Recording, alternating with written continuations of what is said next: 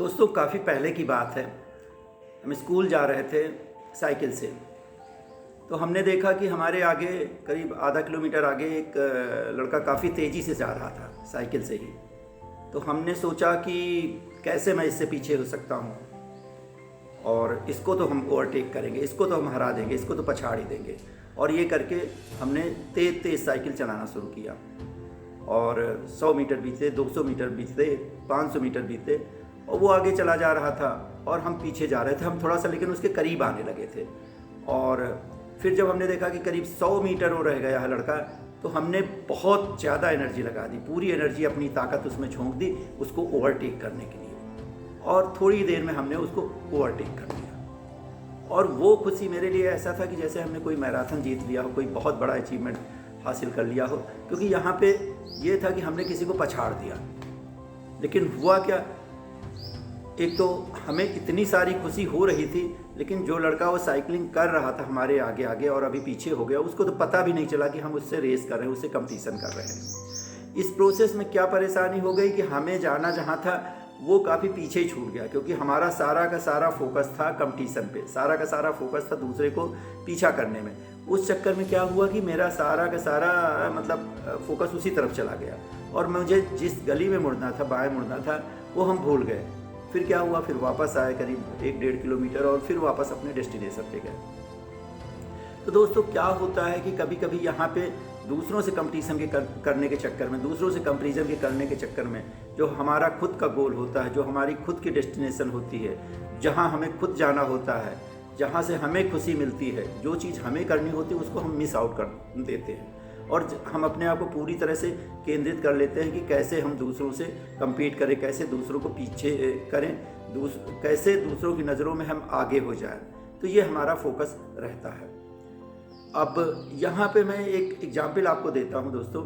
जैसे मान लिया क्या होता है कि आप किसी दीवार पे चढ़ना है, तो उसके लिए आप सीढ़ी लगाते हो और जाहिर है कि सीढ़ी लेके आओगे, लगाओगे, फिर उसके बाद वो दीवार ऊंची होगी, उस पर चढ़ोगे।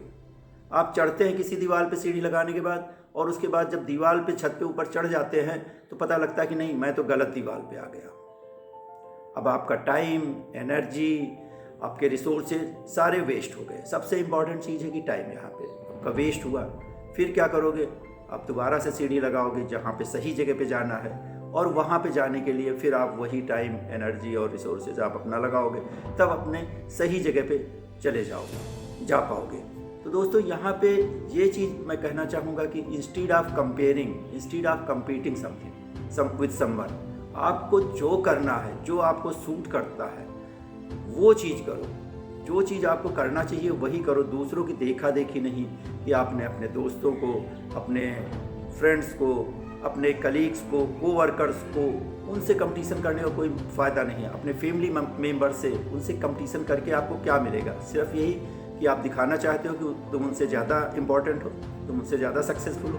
इसका कोई मतलब नहीं, इससे हैप्पीनेस आने वाली नहीं है। और कंपटीशन तो ऐसी चीज़ है कि विच नेवर स्टॉप्स, मतलब कंपटीशन कभी ख़त्म हो ही नहीं सकता। अगर मैं मान लेता हूँ कि दुनिया के 10वें सबसे रिचेस्ट पर्सन, सबसे अमीर आदमी 10वें बन जाओ, जो कि करीब करीब इम्पॉसिबल है बनना। अगर 10वें रिचेस्ट पर्सन भी वर्ल्ड के बन जाओगे तो क्या होगा? तब भी तो आप 9 लोगों से नीचे रहोगे, आपको संतुष्टि नहीं मिलने वाली है। तो कोई फ़ायदा कंपटीशन से नहीं है। अब मैं बताऊं, हर चीज़ का अपना प्रोसेस होता है। इस धरती पे, इस सृष्टि में, इस नेचर में हर चीज़ का अपना अपना प्रोसेस होता है, हर चीज़ का अपना एक समय होता है। आप सोचोगे कि हमारा जानने वाला यहाँ से वहाँ पहुँच गया, हमारा जानने वाला अभी थोड़े दिन पहले लखपति था, अब अरबपति हो गया, करोड़पति हो गया, ठीक है। तो हर चीज़ का हर आदमी के लिए अलग अलग प्रोसेस होता है। मैं यहाँ पे एग्जाम्पल दूंगा 2 चीज़ों का। मान लिया दूब है, घास है या झाड़ी है, एक तो वो हो गया और एक बांस हो गया, बम्बू। अब दोनों ज़मीन पे एक समय आप डालिए, एक झाड़ी के बीज डाल दीजिए और बम्बू के डाल दीजिए। आप दोनों के उगने में काफ़ी टाइम लगे, दोनों के उगने के जो साइकिल है, प्रोसेस है, उसमें बहुत ज़्यादा अंतर होगा। दूब या झाड़ी जो होगी फटाफट महीना भर के अंदर वो आपको हरी भरी एकदम दिखने लगेगी, बड़ी अच्छी दिखने लगेगी। उसी तरह बम्बू में टाइम लगता है। कहो महीनों बम्बू की जड़ जो रहे पड़ी रहे, वो जड़ अंदर अंदर विकसित कर रही है, अंदर अंदर उसकी जड़ें स्ट्रांग हो रही हैं, और उसको, लेकिन उसका अंकुर निकलने में आपको लग जाएगा 3 महीने। लेकिन फिर उसके बाद क्या होगा, झाड़ी तो वही 1 मीटर 2 मीटर की ऊंचाई पर रह जाएगी, और आप बम्बू देखना 8-9 महीने बाद बम्बू की ऊंचाई करीब करीब 10 मीटर हो जाती है। तो दोनों के उगने का देखिए टाइमिंग अलग हो गई, ज़मीन से निकलने का टाइमिंग डिफरेंट है दोनों की, लेकिन दोनों का उसके बाद में प्रोसेस जो है आगे बढ़ने का वो अलग है। तो सृष्टि ने हर चीज़ का प्रोसेस अलग बना रखा है, हर चीज़ के नियम बना रखे हैं, तो उसके साथ छेड़छाड़ करने का कोई फायदा नहीं है। क्योंकि अगर आप बहुत ज़्यादा दूसरों को देख के ईर्ष्या करेंगे, दूसरों को सोचे कि वो आगे बढ़ गया मैं पीछे रह गया, अपने आप पे कोसते रहेंगे, तो उससे आपको डिससेटिस्फैक्शन मिलेगा, आपको असंतुष्टि मिलेगी, और आपको हैप्पीनेस एकदम कभी मिल नहीं पाएगी जो आपका रियल गोल है। हाँ दोस्तों, यहाँ पे एक चीज़ मैं ज़रूर ऐड करना चाहूँगा, सारे कंपटीशन खराब नहीं होते हैं, कुछ कंपटीशन अच्छे भी होते हैं। कौन से कुछ कंपटीशन अच्छे होते हैं? आपको अगर कम्पीट ही करना है तो खुद से करो कि आप 1 साल पहले क्या था, 6 महीने पहले क्या थे, 1 महीना पहले क्या था, कल क्या थे, उससे आप बेटर करने की कोशिश करो। फॉर एग्जाम्पल हम सेल्स में हैं, तो कल हम इतनी प्रोडक्टिव कॉल कर पाते थे, मान लिया 18 प्रोडक्टिव, तो आज क्या हम 19 कर सकते हैं क्या, 20 कर सकते हैं क्या? ठीक है, कल हमारी काम करने की क्षमता ये थी, मान लिया हम कोडिंग करते हैं, तो जिस स्पीड से हम कोडिंग 1 साल पहले कर पाते थे, क्या उससे बेटर कर सकते हैं क्या?